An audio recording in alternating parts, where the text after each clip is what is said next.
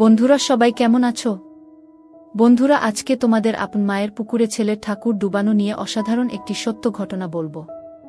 গল্পটি শেষ পর্যন্ত শুনলে তোমরা বাধ্য হবে হাতের কাজ করতে। না হলে সবাই আমাকে কাজ করে দিয়ে যাবে, আমি বাধা দেব না। আমি অব্রনীল, পুরো নাম অব্রনীল ঘোষ চৌধুরী, মা ভালোবেসে রুদ্র বলে ডাকে, বয়স 18 বছর, এবং এটা আমার গল্প, বা বলা যেতে পারে আমার এবং আমার মায়ের গল্প। এটা একটা সত্যি ঘটনা, তাই আমি চাই যে আমার দর্শকরা পূর্ণ সত্যিটার সাথে পরিচিত হোক। আমার প্রতিটা অনুভূতি, আমার রস আস্বাদনের তৃপ্তি, সবটাই যাতে আমার দর্শকরা অনুভব করতে পারে। আমার মায়ের সাথে আপনাদের পরিচয় করিয়ে দিই। আমার মায়ের নাম শ্রীমতী জয়শ্রী ঘোষ চৌধুরী, বয়স 38 বৎসর। গায়ের রং শ্যামলা, কিন্তু ভারী মিষ্টি চেহারা, এবং তার থেকেও বেশি মিষ্টি ওনার হাসিটা। মায়ের মনটা ভারী সরল, তবে বুদ্ধি তীক্ষ্ণ। কিন্তু যত বুদ্ধি সব বাইরের জগতের ক্ষেত্রে। আমার বেলায় মায়ের শুধু সরলতা আর ইমোশন কাজ করে। আমার বাবা অনির্বাণ ঘোষ চৌধুরী একজন লেক এজেন্ট এবং কিছু অন্যান্য ব্যবসা করে। মাও কর্মরত। সব মিলিয়ে সংসারে কোনো রকম কোনো অভাব নেই। আমি স্কুলে পড়ি, বর্তমানে ক্লাস 9। বাড়িতে আমরা 3 জন ও আমার ঠাকুমা থাকি। ঠাকুমার বয়স 80 বছর। উনি বেশিরভাগ সময় ওনার রুমেই থাকেন এবং ঈশ্বর আরাধনায় নিজেকে মগ্ন রাখেন। আমার মায়ের প্রতি কোনো রকম কোনো দৃষ্টি শুরুতে আমার ছিল না। ছোটবেলায় সব ছেলেরা যে চোখে নিজের মাকে দেখে, আমিও সেভাবেই দেখতাম। কিন্তু আমার একটা বৈশিষ্ট্য ছোটবেলার থেকেই ছিল, মোটামুটি 12 বছর বয়স থেকে, সেটা হচ্ছে নেক ফিহেস, বা মহিলাদের গলার প্রতি এক অদ্ভুত আকর্ষণ।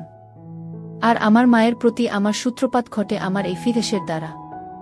আমি শুরুতে ফেটিশ কি জিনিস জানতাম না, শুধু দেখতাম যে মহিলাদের গলা দেখতে অথবা ছুতে আমার খুব ভালো লাগত। সে বয়সে মহিলা বলতে তো শুধুমাত্র স্কুলের শিক্ষিকারা। মায়ের দিকে শুরুতে সেই দৃষ্টি পড়েনি। তখন শুধু স্কুল শিক্ষিকাদের গলা নানা বাহানায় স্পর্শ করতাম এবং তাতেই তৃপ্তি পেতাম। আস্তে আস্তে বয়স বাড়ল। বয়সের সাথে সাথে আমার পিপাসাও বাড়ল। কিন্তু নেক ফেটিশটা বা মহিলা গলার প্রতি লোভটা কিন্তু আমার রয়ে গেল। যখন আমার বয়স 18, তখন হঠাৎ একদিন আমার দৃষ্টিতে মা ধরা দিল। তখন গরমের ছুটি চলছিল। আমি বাড়িতে, বাবা বাইরে কাজে গেছেন, ঠাকুমা নিজের রুমে নিজের মনে আছেন, এবং মায়েরও কোনো কারণে অফিস ছুটি, তাই মা ও বাড়িতে। সেদিন অসম্ভব গরম পড়েছিল আর আমরা সবাই গরমে ঘেমে একাকার। আমি ড্রয়িং রুমে বসে টিভি দেখছিলাম আর মা রান্নাঘরে কাজে ব্যস্ত ছিল। আমার পিপাসা পাওয়াতে গেলাম রান্নাঘরে জল খেতে। রান্নাঘরে গিয়ে দেখি মা মাটিতে বসে সবজি কাটছে। রান্নার লোক সেদিন আসেনি। রান্নাঘরে ফ্যান না থাকার জন্য মায়ের একেবারে নাজেহাল অবস্থা। পুরো শরীর ঘামে একেবারে ভিজে গেছে। তখনও আমার মনে মায়ের প্রতি কোনো পাপ চিন্তা ছিল না। আমি নির্বিকার মনে জল খাবার জন্য মায়ের পেছনে রাখা শেলফ থেকে জালের বোতল নেবার জন্য মায়ের পাশ দিয়ে মায়ের পেছনে চলে গেলাম। জলের বোতল নিয়ে আমি জল খেতে খেতে সামনের দিকে, মানে মায়ের দিকে ঘুরলাম। মা আমার ঠিক সামনে বসে সবজি কাটছিল আর আমি একদম মায়ের পেছনে। আমাদের রান্নাঘরটা ছোট। মায়ের কাছাকাছি দাঁড়ানো সত্ত্বেও এর আগেই কোনোদিন কোনো পাপ চিন্তা আমার মনে আসেনি। কিন্তু সেদিন জল খেতে খেতে হঠাৎ কি মনে হলো, একবার নিচে মায়ের দিকে তাকালাম। দেখে আমি আর থাকতে পারলাম না, অনুভব করলাম আমার ওটা দাঁড়িয়ে পড়েছে। সেদিনই তখন জীবনে প্রথমবার আমার মনে আমার মাকে নিয়ে লোভ জন্মালো। আমি ভাবতে থাকলাম, আমি আমার স্কুল শিক্ষিকাদের ক্ষেত্রে যেরকম বাহানা দিয়ে ওনাদের স্পর্শ করতাম, সেরকম একটা বাহানা করতে থাকলাম মনে মনে। এক সময় আমি মাকে বলে উঠলাম, মা, মা বল কি হয়েছে? মা তোমার গলায় কি একটা আছে? মা আমার গলায়? আমার গলায় আবার কি থাকবে? না মা, তোমার গলায় কি একটা লেগে আছে। মা, কই, বলে মা নিজের হাত দিয়ে একটু নিজের গলাটা পরিষ্কার করার চেষ্টা করল। এদিকে আমি তো নিজেকে সামলাতে পারছিলাম না। আমি বললাম, হয়নি মা, এখনো লেগে আছে। মা নিজের ঘামে ভেজা গলা আর ঘাড় হাত দিয়ে মুছতে মুছতে বলল, এখনো আছে? কি লেগে আছে রে? আমি দূর থেকে বুঝতে পারছি না। আমাকে তোমার গলার কাছে গিয়ে দেখতে হবে। মনে হয় পিঁপড়ে বা এমনি নোংরা। আমি তোমার গলার কাছে এসে দেখব মা, কি লেগে আছে। মা, আচ্ছা থাক লেগে। আমার গলায় কি লেগে আছে না আছে তোকে দেখতে হবে না। তুই পড়তে বসগে, যা। শুধু পড়ায় ফাঁকি দেয়া। সকাল থেকে তো পড়তেই বসলি না। আমার মনটা খারাপ হয়ে গেল। ভাবছিলাম এই সুযোগটা হাতছাড়া হয়ে গেল বুঝি। কিছু একটা করতে হবে। আমি বললাম, হ্যাঁ যাচ্ছি পড়তে, কিন্তু তোমার গলায় ওটা লেগেই থাকবে? দেখতে কেমন একটা লাগছে। মা, কি এমন লেগে আছে রে? কি? এই বলে মা আবার নিজের দুহাত দিয়ে নিজের গলাটা ভালো করে ম্যাসেজ করার মতো ডোলে পরিষ্কার করার চেষ্টা করল। আমি, উহু, এখনো লেগে আছে, যায়নি। আসলে তোমার গলাটা ঘামে ভিজে আছে তো তাই বোধহয় যাচ্ছে না। এদিকে আসলে মায়ের গলায় কিছু ছিলই না শুরু থেকে। মা তো আর সেটা জানত না, তাই মা আমার নাটক ও পাপ বুদ্ধিটাও বুঝতে পারছিল না। মা এবার খানিকটা বিরক্ত হয়েই বলল, দাঁড়া তো, আয়নায় গিয়ে দেখি। আমি ভাবলাম, যা সর্বনাশ, আয়নায় দেখলে তো মা বুঝে যাবে যে মায়ের গলাতে কিছু লেগে নেই আর আমার কার্যসিদ্ধি হবে না। সাথে সাথে আমি বলে উঠলাম, মা, আমি তোমার গলাটা পরিষ্কার করে দেব। তুমি আবার কেন উঠবে? মা, আচ্ছা ঠিক আছে দে, কিন্তু তাড়াতাড়ি করে পড়তে যা, কোনোরকম কোনো ফাঁকিবাজি না।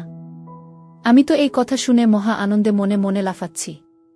আমি মায়ের একেবারে সামনে গিয়ে হাঁটু গেড়ে বসলাম। বললাম, দেখি মা, একটু গলাটা উঁচু করো, মানে একটু উপর দিকে তাকাও। মা আমার কথা মতন একটু মাথা উঁচু করল। আমার সামনে আমার মা তার গলাটা সমর্পণ করে দিল, ঠিক যেন একটি হরিণ নিজেকে একটি ক্ষুধার্ত সিংহের সামনে সমর্পণ করে দিচ্ছে। মায়ের গলায় কোনো তিল নেই, তবে দেখলাম মায়ের ডান ঘাড়ে একটা ছোট্ট বাদামি তিল আছে।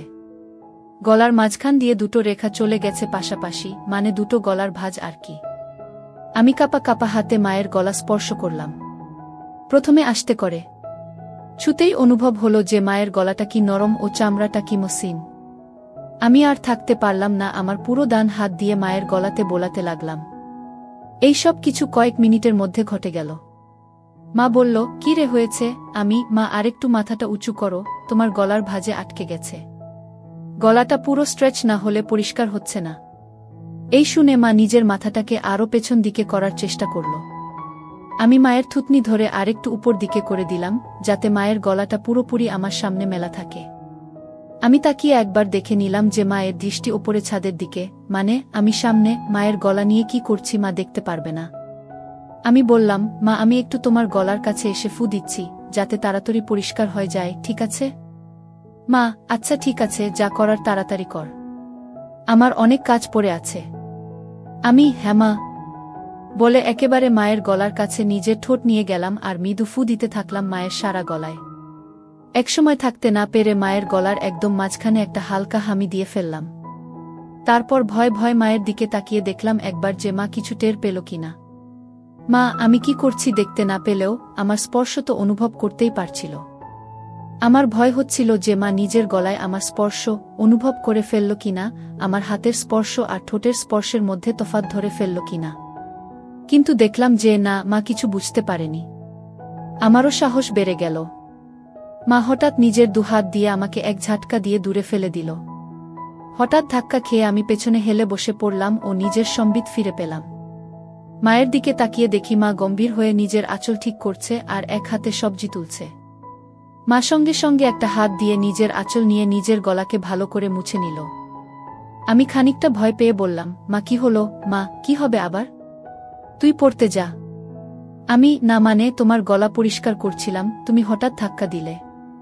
মা বড় বড় চোখে আমার দিকে তাকিয়ে একটু গম্ভীর হয়ে বলল, তোর পড়ায় ফাঁকি দেয়ার বাহানা কি আমি বুঝি না মনে করেছিস? সকাল থেকে এক লাইনও পারিসনি, যা পড়তে বস। আমি, কিন্তু তোমার গলাতে তো এখনো একটু লেগে আছে। মা, লেগে থাক আমার গলাতে যা খুশি, তোকে আমার গলার দিকে খেয়াল রাখতে হবে না। আমি একটু পরে স্নান করতে যাব, তখন এমনিতেই পরিষ্কার হয়ে যাবে। আমি একটু মনে মনে ভয় পেলাম। তাহলে কি মা বুঝে গেল আমার মনের পাপ? এই ভাবতে ভাবতে আমি আস্তে আস্তে মুখ নিচু করে চলে যেতে লাগলাম। তক্ষুনি মা আমার পেছন থেকে মিষ্টি গলায় বলে উঠল, কষ্ট পাস নে বাবা, আমি তো তোর ভালো জন্যই বলি। আমি বুঝি তোর বয়সে পড়তে ইচ্ছে না হওয়াটাই স্বাভাবিক, মন শুধু ফাঁকি দিতে চায়। কিন্তু বাবা, পড়াশোনা না করলে তো ভবিষ্যৎ অন্ধকার। আমার আর বুঝতে বাকি রইল না যে আমার অতীব সরল মা আমার মনের ভেতর কি পাপ চলছে তা একটুকুও বুঝতে পারেনি। আমি নিশ্চিন্ত হয়ে বললাম, মা সরি, তুমি চিন্তা করো না, আমি ভালো করে পড়াশোনা করব। আমার কথা শুনে মায়ের মুখে একটা মিষ্টি হাসি ফুটে উঠল আর আমিও রান্নাঘর থেকে চলে গেলাম। অল্পটুকু স্বাদ পাওয়ার পর থেকে আমার মন পাপ চিন্তায় ভরে উঠল। যেই মহিলাকে আমি এতদিন শুধু মা হিসেবে পুজো করে এসেছি, সেই মহিলা, সেই নারী এখন আমার কাছে একটা তৃপ্তির দেহ মাত্র, যেটা দিয়ে আমার বাসনার পিপাসা তৃপ্ত মিটাতে পারব। আমার মন তৎপর হয়ে উঠল। মা শব্দটা আমার কাছে একটি দারুণ অনুভূতির শব্দ হয়ে উঠল। আমার হঠাৎ মায়ের বলা কথাটা মনে পড়ল। মা স্নান করতে যাবে। হঠাৎ দেখি মা জল ভরা বালতি নিয়ে আমার রুমে এসে হাজির। বুঝলাম কাজের মাসি আসেনি, তাই মাকেই ঘর মুছতে হচ্ছে। মা বলল, এই যে, হয় ঘরের বাইরে যা, নয় খাটের উপর পা উঠিয়ে বস, ঘর মুছব। আর খবরদার বলে দিচ্ছি, যতক্ষণ না ঘর শুকোচ্ছে মাটিতে পা ফেলবি না, ঠিক আছে? আমি সজোরে মাথা নাড়িয়ে আমার সম্মতি জানালাম এবং তাড়াতাড়ি খাটে উঠে ইঙ্গিত দিলাম যে আমি রুমেই থাকছি। মা নিজের শাড়ির আঁচল কোমরে গুজে হাঁটু গেড়ে বসে পড়ল এবং নিজের মতো ঘর মোছা শুরু করল। আমার খাটে সব সময় একটা পড়ার বই খোলাই থাকে, তখনও ছিল, আর ওটাই আমাকে তখন বাঁচালো, নয়তো আবার পড়াশোনায় ফাঁকি দেওয়ার জন্য মায়ের বকুনি খেতে হতো। আমি বইটা নিয়ে পড়ার ভান করতে লাগলাম। কয়েক সেকেন্ড পর একবার আর চোখে মায়ের দিকে তাকালাম। তাকিয়ে যা দেখলাম তাতে আমার চক্ষু ছানাবড়া হয়ে গেল। ঘরে ফ্যান চলা সত্ত্বেও মা তখনও ঘামছে। সারা শরীর ঘামে ভেজা। আমি লক্ষ্য করলাম ঘামের বিন্দুগুলো মায়ের কপাল থেকে আস্তে আস্তে নেমে যেতে থাকল। একটু পরেই মায়ের ঘর মোছা হয়ে যাবে আর মা ছাদে যাবে কাপড় মেলতে। আজকে ছুটির দিন, তাই নিশ্চয় মা প্রচুর কাপড় ধুয়েছে এবং তাই বেশ সময় লাগবে কাপড় মেলতে। ঠাকুমাকে নিয়ে চিন্তা নেই, উনি শুধুমাত্র সন্ধে বেলা একটু ঘর থেকে বেরোন। এই দুপুরের সময়টায় উনি নিজের ঘরেই থাকেন। আমি অপেক্ষা করতে থাকলাম কখন মা ছাদে যায়। এক সময় মা হাঁক পারল, রুদ্র, আমি ছাদে যাচ্ছি, ঘরের দিকে নজর রাখিস। ঠাকুমা কানে শোনে না, তাই ঘর ফাঁকা হলে কাউকে ঘরের খেয়াল রাখতে হয়। যাই হোক, আমি যেই সুযোগের অপেক্ষায় ছিলাম সেটা পেয়ে গেলাম। আমার পকেট স্ক্রুড্রাইভার আর পকেট হাতুড়ি নিয়ে আমি চললাম মায়ের বেডরুমের দিকে। মায়ের বাথরুমের দরজাটাকে দুপাশ থেকেই ভালো করে পর্যবেক্ষণ করলাম। প্রথমবারে কোনো ফুটো পেলাম না। মনটা একটু খারাপ হলো। এই ভারী কাঠের দরজায় তো আর এই পলকা দিয়ে এত কম সময়ে নতুন করে ফুটো করা যাবে না। কিন্তু আমি আবার বিশ্বাস নিয়ে খোঁজ শুরু করলাম। অবশেষে দেখলাম যে দরজার ভেতর দিক থেকে একটা ছিদ্র শুরু হয়েছে, কিন্তু সেটা এখনো এপার ওপার হয়নি। আমি সঙ্গে সঙ্গে আমার হাতিয়ার দিয়ে ফুটোটাকে বড় এবং সম্পূর্ণ করতে লেগে গেলাম। সফল হওয়ার পর ফুটো দিয়ে দেখলাম যে পুরো বাথরুমের ভেতরটাই পরিষ্কার দেখা যাচ্ছে। আমি আনন্দে আত্মহারা হয়ে উঠলাম। আমি মায়ের বেডরুম থেকে যাওয়ার আগে ফুটোটাকে সাময়িকভাবে একটা ছোট্ট কাঠের টুকরো দিয়ে বন্ধ করে আসলাম, যাতে মায়ের সন্দেহ না হয়। এরপর অপেক্ষা করতে থাকলাম কখন মা স্নানে যায়। এক সময় মা ছাদ থেকে আসলো এবং আমি স্নানে গেলাম বলে সোজা বেডরুমে চলে গেল। মা নিজের বেডরুমের দরজা ভেতর থেকে বন্ধ করতে যাচ্ছিল, তখন আমি বিপদ দেখে বলে উঠলাম, মা, রুমের দরজা বন্ধ করো না, যদি আমার কিছু লাগে। মা, আমাদের রুমে আবার তোর কি কাজ? আমি, না মানে, দরকার তো পড়তেই পারে। তোমারও তো দরকার পড়তে পারে। হঠাৎ যদি কিছু লাগে তোমার, যেমন সাবান বা কিছু। কখন কি দরকার পড়ে কেউ বলতে পারে। বাথরুমের দরজা তো আর খোলা রাখতে বলছি না, রুমের দরজাটাকে খোলা রাখতে বলছি। আমি খানিকটা ঠাট্টা করে বললাম। মা, হ্যাঁ ঠিক আছে, তোকে ও তো পাকামো করতে হবে না। খোলা রাখছি রুম। বাড়ির দিকে খেয়াল রাখিস। আমি গেলাম স্নানে। আচ্ছা মা। মা বাথরুমে ঢোকার 2 সেকেন্ডের মধ্যে আমি মায়ের রুমে ঢুকে একেবারে বাথরুমের দরজার সামনে চলে গেলাম। স্ক্রুড্রাইভার দিয়ে খুঁচিয়ে দরজার ফুটোটার থেকে কাঠের টুকরোটা বের করতে আমার বেশি সময় লাগল না। আমার সামনে তখন আমার যত্নে তৈরি করা দরজার বড় ফুটোটা খোলা। আমার মনে হচ্ছিল যেন স্বর্গের জানালা কেউ খুলে দিয়েছে আমার চোখের সামনে। নিজেকে সামলাতে না পেরে আমি আস্তে আস্তে নিজের চোখটা ফুটোর দিকে নিয়ে গেলাম। মনে নানান ভাবনা চলছে। আমার হৃৎপিণ্ড এত জোরে লাফাচ্ছিল যেন শরীরের বাইরে বেরিয়ে আসবে। এত জোরে বুকের শব্দ হচ্ছিল যে ভয় হচ্ছিল মা না শুনতে পেয়ে যায়। ভাবছিলাম যে আজকে আমি যেটা দেখব এটা পৃথিবীর যে কোনো ছেলের জন্য নিষিদ্ধ। আমি বুঝলাম মা এখনই বেরোবে বাথরুম থেকে। আমি সাথে সাথে ফোনের রেকর্ডিং স্টপ করলাম।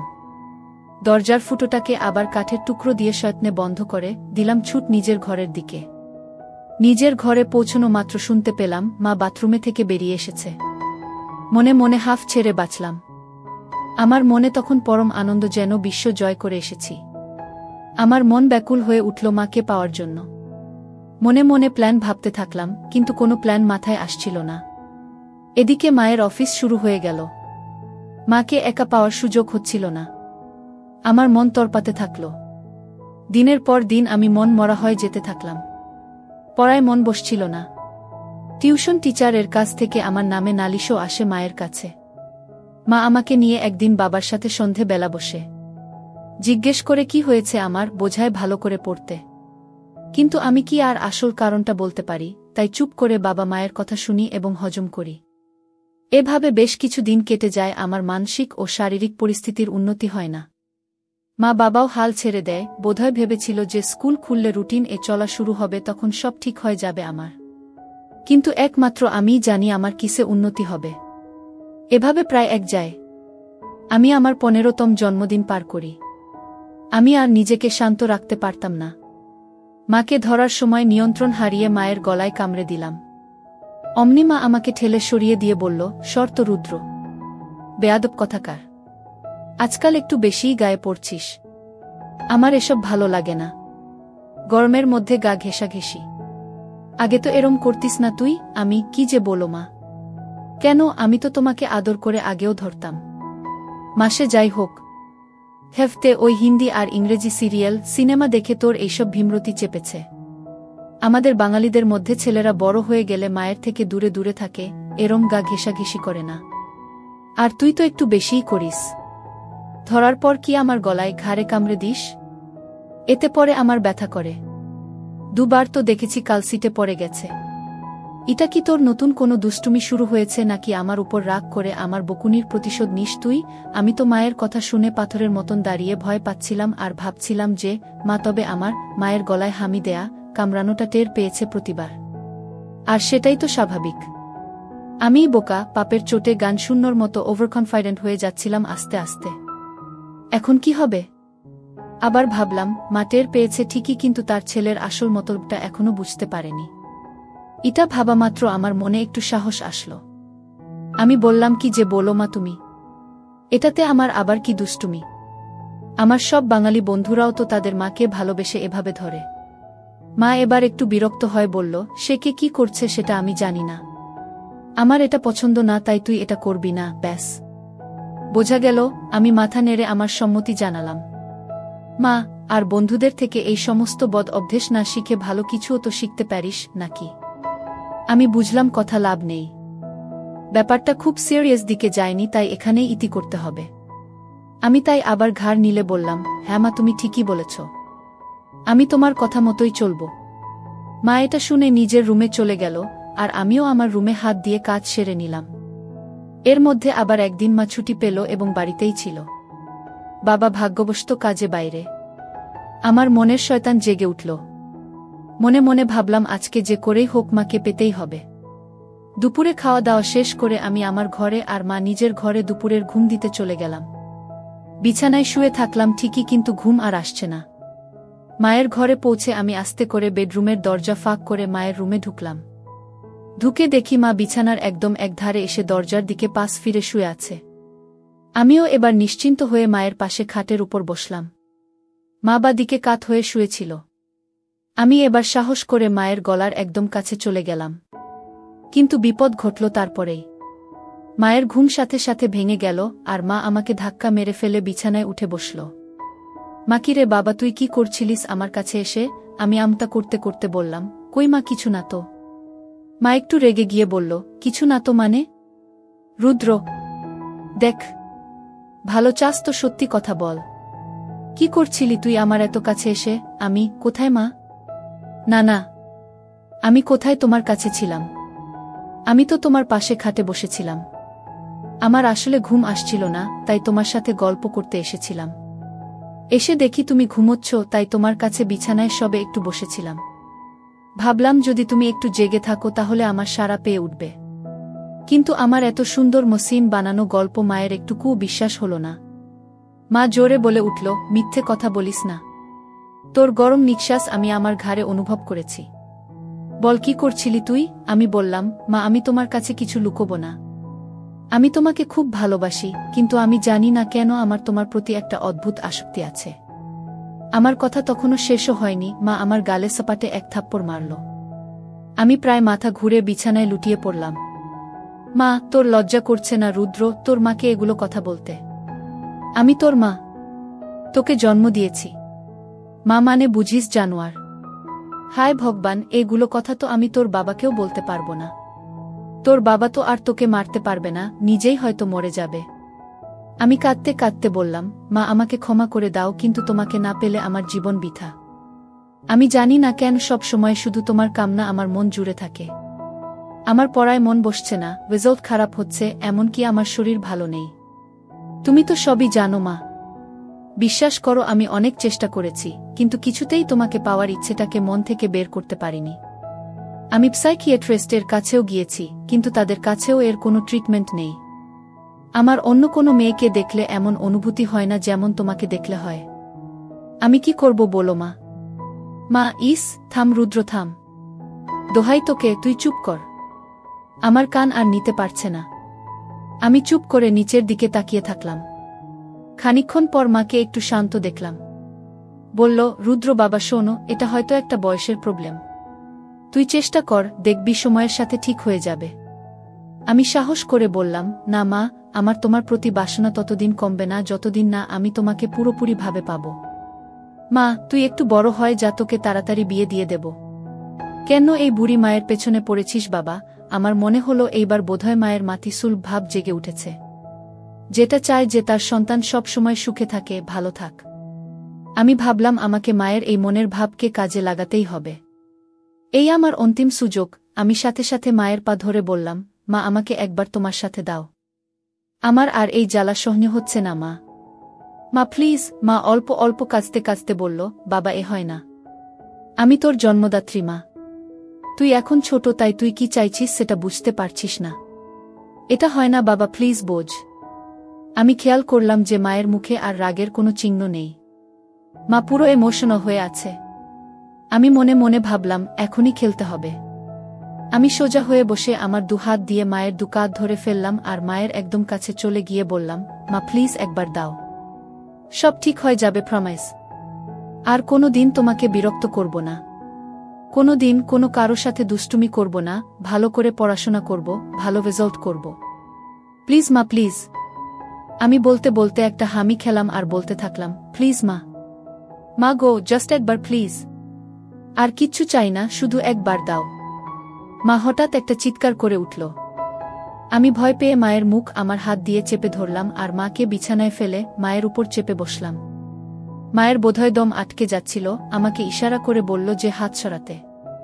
আমি আস্তে করে হাত সরালাম। দেখি মা কিছু বলছে না, শুধু চুপ করে ছাদের দিকে তাকিয়ে আছে। আমি মন্ত্রের মতো শুধু বলে যাচ্ছি, মা প্লিজ। এক সময় মা বলে উঠল, রুদ্র তুই কি কোনোভাবেই মানবি না? আমি, না মা, তোমাকে আমার চাই চাই। মা প্লিজ রাজি হয়ে যাও, প্লিজ। বোধহয় মা বুঝতে পেরেছিল যে আমি কিছুতেই মানবার পাত্র নই। মা একটা দীর্ঘশ্বাস ফেলল আর মুখটাকে আমার দিক থেকে সরিয়ে ডান দিকে ঘুরিয়ে বলল, ঠিক আছে। আমি যেন আমার কানকে বিশ্বাস করতে পারছিলাম না। এ যেন স্বপ্ন পূরণ। বুঝলাম যে মা নিজের ছেলের খুশির জন্য নিজেকে সমর্পণ করে দিচ্ছে।